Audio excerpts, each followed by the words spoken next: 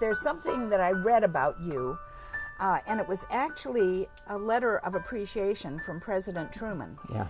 After those 3 years. And he said, as one of the nation's finest, you undertook a severe task, and because you demonstrated the fortitude, resourcefulness, and calm judgment necessary to carry out that task, we as the country are looking to you for leadership. So I want to talk about leadership in a few minutes. But how did you feel when you got that letter and that responsibility? It was quite an honor, but about that time we had just landed on Leyte and I didn't have time to keep track of anything. I just kept right on going, taking care of wounded and patching them up and ducking. By the way, at that time we had a lot of Japanese planes because we were the first ones in the Philippines, and they were spraying the daylights out with their zeros and one thing and another. But hey, we got out, and a couple of my buddies got hit, a couple of them got killed, but all you do is say, hey, yeah, it wasn't me, better luck next time. Right. But anyway. When you came home from the military, what did you do for a living then, Don? Oh, okay, well, first of all, in my military, I wound up in Leyte, Okinawa, and Manila? Another island down there. Okay. Well, Manila was right in the Philippines. Right. Now in North Africa. And anyway, it was quite interesting, and I just did everything I could to fit into my program, and it paid off because I went from a bum to a PFC to a corporal to a sergeant to a staff sergeant, as high as I could go. So I was kind of lucky in that respect. Yeah. Well, you're a good man, that's why. Now tell me about when you got home from the military. What happened then? That was kind of funny. My dad was in the bricklaying and plastering business, and he always had to have a tender with, mixing the mud and carrying it.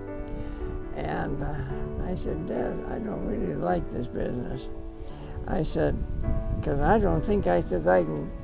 My dad was very strong and his shoulders up from the plastering and everything else. And I said, I don't think I like this. I said, I think I'd like to go back to school. Well, he says, I can't afford to send you to no school. He says, there's 9 more behind you. Right. Sure. All my brothers became barbers, by the way. Instead of me, it was kind of fun. They all owned a barbershop and everything else. But anyway, I said, well, so anyway, he lined me up with a couple of pretty good fellows, and I got in the construction business, and I became an inspector. I became a building inspector. When I came here to Florida, I worked for FHA in Tampa, and I traveled clear up to Pasco County and clear down to almost to below Sarasota. I was inspecting houses and all that. And this was in the 50s then? Yeah, I came here in Florida. 56, was it? 6, I think it was 56. I think so. Tell me about your first wife. How did you meet her? Oh, we happened to, we were on the base in Medford, Oregon, and they had a program that was that they would bring the girls from town out to the base, to the Army base there. And it was Medford, Oregon, and we bring it in, and first thing you know, we started laughing and joking together, and I said, hey, I'm gonna chick there, I better go ask her if she'll dance with me. So I did, and she said, how did that, I said, will you dance? She said, you want to be second choice? I said, I don't care about 15th choice, that's not one dance. And so anyway, we went together, and she lived in Medford there. And the first thing you know, we were going pretty good. And then I transferred to California, and she came down and spent a couple of weeks down there, and then she went back to Medford. And I took not a swim, but boat ride to the Philippine Islands and wound up in the service in the Philippines. So you were in touch with her, wrote letters and Oh so yeah, on all the time. that's why we wound up getting married. Right. She was very conscientious about writing letters, which made me feel. Some of the people that you had over there, you know, the Filipinos were nice people, but they just didn't fit into your category of lifestyle, one thing and another. It's a different culture, of course. Huh? It's a different culture. So Oh, definitely, absolutely. definitely. But it was good and it was interesting, Right. and you always learn something from it. Right, right. I Okay, learned- so to jump forward, you moved to Florida. Tell me a little bit about where did you land in Florida? Did you come to Palm Well, Harbor first? No, let me explain that to you. I met this fella.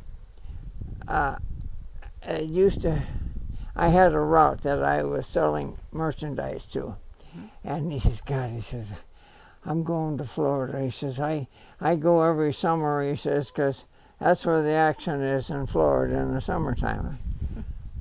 What's that all about? Well, he came back, and I said, "Oh God," he said, "Don, I had this good job." Blah blah. I said, "Where did you go?" And he said he went to. He said. Clearwater. Clearwater. Well, he mixed that up with a couple of other towns along there. Dunedin. He mentioned Dunedin, and that's where he pronounced it, Dunedin. And so anyway, we got together and he said, you know, he says there's good potential here, and then of course and I got involved with that, and I started going back to school and getting my building permit, allowing me to inspect houses. And it worked out real good. I was quite happy at it. And of course the government started laying off help. And the first ones to go were the self-employed. In other words, I would go and I would sign up. But the fellows that were on full-time were being filled into vacancies, and they were getting the jobs that we had as fee inspectors. Well, first thing. Don, I heard that you had a farm in Dunedin. I did. I mean, no, in Largo. Largo, yeah, I had Is that 20 true? acres. I had 20 acres down there. Wow, you were a land baron. Well, the funniest thing, there was nothing going on. These people had this place, and they were getting kind of elderly, and they said they wanted. I said, "What do you want?" She says, "I don't want a lot of money, but," she says, I want some income." I says, "Tell me what you want." And so she told me what she wanted. So I wound up, I think I gave her $10,000 with a total of $60,000 for the 20 acres. Wow. Well, at the time, now this was going, the this was 50s. going right. This had been for sale for a long time, and nobody made any offers or anything else. Well, I was timed to just right that I came in, and I was able to get a So what did you raise on the farm? Did you use it as a farm to raise produce? Well, I had a bunch of horses, and I had, what I did was, I started advertising horses for rent your horses here. And I had 20 horses at $10 a piece. That covered my monthly payment. So I said, hey, why not? So people took riding lessons? And No, they just kept their horse there, and they came and they rode, and then they left, and they, you know, it was very, very pleasant. Sure. The kids didn't give me any trouble or anything else, so we just kept going with it, and it was very, very pleasant. I used to take the kids on rides. I had a couple of horses myself, and and then I would buy horses. I had an office in Winter Haven at the time. By the way, I had a real estate office in Winter Haven at the time too, and I was buying horses over there for peanuts, well, a little bit more than peanuts, and I'd bring them over and I'd sell them to them. I says, well, where are we gonna keep them? I says, well, $10 a month to keep them right here.